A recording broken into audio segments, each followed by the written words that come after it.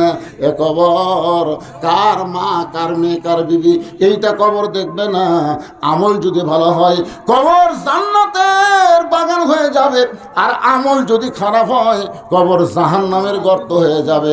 হযরত আলী গভীর রাত্রে ফাতেমাকে দাফন করার পরে আল্লাহকে বলতেছে, আল্লাহ এই পর্দা ঋষিকে কবুল করে নাও। এই দোয়া করার সঙ্গে সঙ্গে তাকায় দেখে সামনে কয়েকটা পুরাতন কবর দেখা যায়। এইমাত্র ফাতেমার কবর দিল, সেই নতুন কবর আর দেখতে পায় না।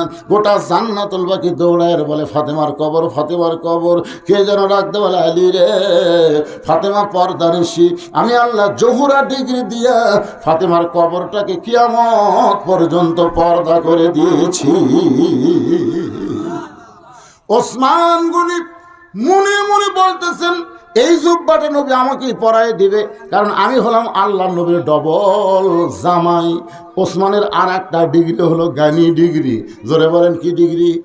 আল্লাহ কোরআনে বলেছেন, আল্লাহ গানিয়ুন ওয়া আনতুমুল ফুকারা, আমি আল্লাহ হলাম ধনী আর পৃথিবীর সবাই হলো ফকির। রাসূল বলেছেন, ইল্লা উসমানু গানিয়ুন, আসমানে ধনী হলো আল্লাহ আর দুনিয়ার ধনী হলো ওসমান। সুবহানাল্লাহ। ওসমান গনির পাশে একজন মাথা নিচু করে মুস্কি মুস্কি হাসতেছে। আবু বকর কাঁদতেছে, ওমর কাঁদতেছে, ওসমান কাঁদতেছে, কিন্তু ওসমানের ডান পাশে বসে একজন মুস্কি মুস্কি হাসতেছে আর মনে মনে বলতেছে, এই জুব্বা নবী আমাকে পরায় দিবে। তার নাম হলো হযরত আলী। জোরে বলেন নাম কি? হ্যাঁ,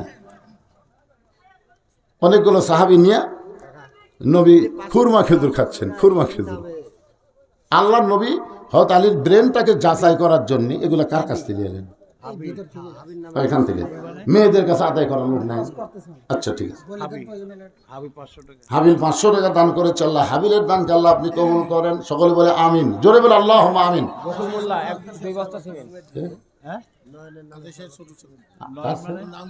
যাই হোক, একটা ছোট বাচ্চা 200 টাকা দান করছে, আল্লাহ দানকে কবুল করেন। মুকুল মোল্লা 2 বস্তা সিমেন্ট, সিমেন্ট 100 পার হয়ে গেছে। মাশাআল্লাহ। আবার 9 মোল্লা 6 বস্তা সিমেন্ট। আনাল শেখ 200 টাকা দান করছে, আল্লাহ কবুল করেন। সকলে বলে আমিন। তো খুরমা খেজুর খাচ্ছেন এক জামাতে, আল্লাহ রাসূলের কাছে বসেছেন হযরত আলী। হুজুর খুরমা খেজুর খাচ্ছেন আর আলীর সামনে বিচিটা রাখতেছেন। আলী যখন অন্যদিকে খাওয়া দাওয়ার মধ্যে ব্যস্ত, হট করে বিচি রাখে। হুজুর খুরমা খেজুর খায় আর বিচি রাখে আলীর কাছে সামনে। এক সময় আল্লাহ নবী বললেন, দেখো আমার জামাই আলীর পেটে এত খিদে, একলাই কতগুলো খুরমা খেজুর খাচ্ছে, মুখের সামনে বিচির ঠিক। হযরত আলী দাঁড়িয়ে বললেন, আসলে আল্লাহর নবী ঠিকই বলেছেন, আমার একটু খিদা বেশি থেকে আমি বেশি খাইছি, এজন্য বিচিও বেশি। কিন্তু আপনাদের কাছে আমি জানতে চাই, খিদা কার বেশি, যাই বিচি বার করা খায় না বিচি সহ খায়? আপনারাই দেখেন, নবীর সামনে এতগুলো খুরমা খেজুর খালো, একটাও বিচি নেই। সাহাবীরা বলতেছে, আসলেই তো তা খিদা তারই বেশি, তাই বিচি সহ খাচ্ছে। আলী বলতেছে, এখন বলেন কার খিদা বেশি? সঙ্গে সঙ্গে আল্লাহ নবী, আলী আয় আয়, তুই আমার কাছে আয়। যেই মাত্র কাছে আইছে, ওই লাইলাতুল মিরাজের জুব্বাখানা আলীকে পরায় দিয়ে বললেন, আনা মাদিনাতুল ইলমে ওয়া আলিউ বাবুহা, আমি হচ্ছে ইলমের শহর, আলী হচ্ছে তার দরওয়াজা। লিল্লাহি তাকবীর। ইয়া আইয়ুহাল্লাযীনা আমানু ইসতাঈনু বিস-সাবরি ওয়াস-সালাহ ইন্নাল্লাহা মা'আস-সাবিরিন। যে আয়াতে কারিমা তেলাওয়াত করেছি, আপনারা বলেন তো এখানে আল্লাহ কেন বললেন যে তোমরা যদি আমার কাছে কিছু পাবার চাও তাহলে ধৈর্য আর নামাজের মাধ্যমে চাও? আপনাদের কাছে আমার প্রশ্ন হলো, পৃথিবীর কোন জায়গায় গেলে আমাকে ধৈর্য কমে যায়? একটু চিন্তা করে কোন তো ভাই, কোন জায়গার মধ্যে ঢুকলে আমাকে ধৈর্য কমা যায়? সে জায়গার নাম কি? 5 মিনিট পরে আসরের জামাত হবে, আপনি জানেন, আর মাত্র 5 মিনিট আছে। এই 5 মিনিটের মধ্যে আপনি কয়বার ঘড়ি দেখেন? কিছুক্ষণ পর পরে দেখছি, ভাই আর কয় মিনিট? তখন বলতেছে আরো 2 মিনিট। ভাই কাজ ঘড়ি লড়তেছে না রে। ওই লোকটাই নামাজ শেষ করে চাষ তলত যায় 1 ঘন্টা আড্ডা গুলি মারতেছে, এবার ভোটত কে উঠবি রে, এই গল্প করতেছে, একবারও ঘড়ি দেখতেছে না। এই জন্য আল্লাহ বলেছেন, আমার কাছে যদি কিছু পাওয়ার চাও তাহলে ধৈর্য আর নামাজের মাধ্যমে চাও। কারণ নামাজ শুধু নামাজ না, নামাজ হচ্ছে সালাতু মিরাজুল মুমিনিন। আল্লাহ কোরআন শরীফে বলেছেন ওয়াসজুদ ওয়াক্তারিব, ওয়াসজুদ ওয়াক্তারিব। তোমরা যখন আল্লাহকে সিজদা দিবে, তুমি আল্লাহর এত নিকটে পৌঁছে যাবে যে এক জগ পানির মধ্যে 1 মুষ্টি চিনি ঘন্টন মারলে ওই পানির মধ্যে চিনি যেমন বিলীন হয়ে যায়, শত চেষ্টা করলেও চিনি যেমন পানি থেকে আলাদা করা যায় না। আল্লাহর কোনো বান্দা যদি একবার নামাজ ধরে, ওর থেকে গোটা পৃথিবী নিলেও ও 1 ওয়াক্ত নামাজ কোনোদিন ছাড়বে না। ধরে কোন কথা ঠিক কিনা? আমার কথা কি বুঝতেছেন? উকিল মোল্লা 1 বস্তা সিমেন্ট, উকিল মোল্লা 1 বস্তা সিমেন্ট দান করেছে, আল্লাহ দান কবুল করেন। আপনারা বলেন তো, যারা 5 ওয়াক্ত নামাজ পড়েন, খালি একদিন এশার নামাজ না পড়ে আপনি ঘুমাবেন, ঘুম ধরবে? 10টা ঘুমের বড়ি খেলেও ধরবে না। যতক্ষণ নামাজ না পড়বেন ততক্ষণ আপনার ঘুম ধরবে না। কারণ আল্লাহ বলেছেন, ইন্না সলাতি ওয়া নুসুকি ওয়া মাহইয়ায়া ওয়া মামাতি লিল্লাহি রাব্বিল আলামিন। নামাজ, কুরবানি, বেঁচে থাকা, মরে যাওয়া সব কার জন্য? আরো জোরে বলেন, কার জন্য? আমরা খালি মসজিদ বানাবো না, 5 ওয়াক্ত নামাজ মসজিদ জামাতের সঙ্গে আদায় করব। যারা ঈশার নামাজ না পড়ে শুনতেছেন, আপনার তওবা করেন, আপনার তওবা করেন। ফজর থেকে বাকি জীবনে 1 ওয়াক্ত নামাজ বাদ না যায়। সকলে বলে আল্লাহুম্মা আমিন। খালি মসজিদের উন্নয়ন বলতে মসজিদ খালি চকচক করলে হবে না তো। আমি আক্কেলপুরের মধ্যে এক মসজিদে আসরের নামে ঢুকবার দেখি কেউ নাই, তো মসজিদের টাইলস খুব সুন্দর সুন্দর টাইলস উপর আঙ্গুল দেখি ধুলে, কেন মসজিদ টাইলসের উপর ধুলে ধার দাও না? হুজুর আজান দিয়ে আঁকার মধ্যে কেউ আসে না, খামাকে মসজিদ ধার দিয়ে কি করবো? আপনি তাকায় দেখেন আমার জায়গা পরিষ্কার, গামছার 2 বাড়ি বাড়ি পরিষ্কার করে আল্লাহ না আসবে। তাই করলাম, তাহলে কেউ আসে না, তোমার ধার দেওয়া লাগে না? হুজুর সপ্তাহে 1 দিন আসে, নামাজের দিন। আমি বললাম, কি সপ্তাহে 1 দিন আসে, নামাজের দিন?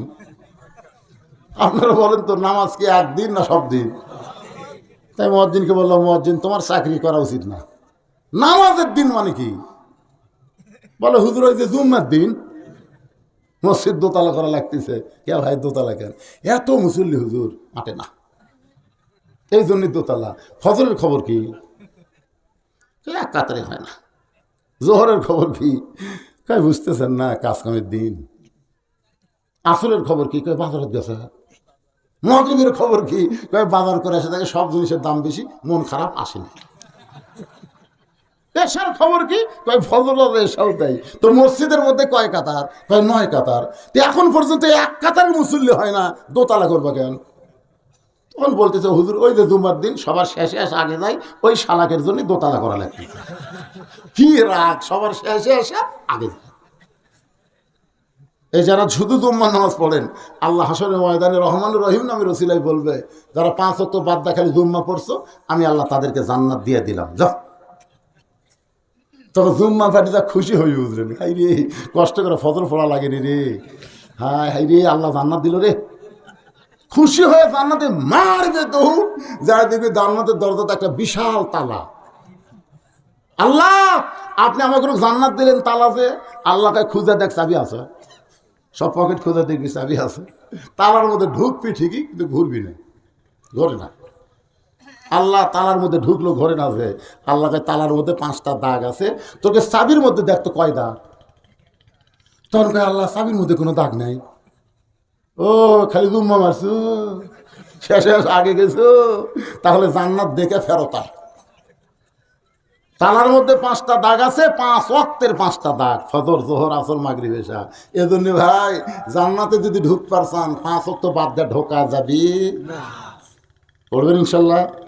খালি মসজিদ হবে না, মসজিদের সাথে সাথে আল্লাহ যারা মুসল্লিও বাড়ায় দেয়, এরই নাম হলো মসজিদের উন্নয়ন। চেয়ারম্যান সাহেব কি কন?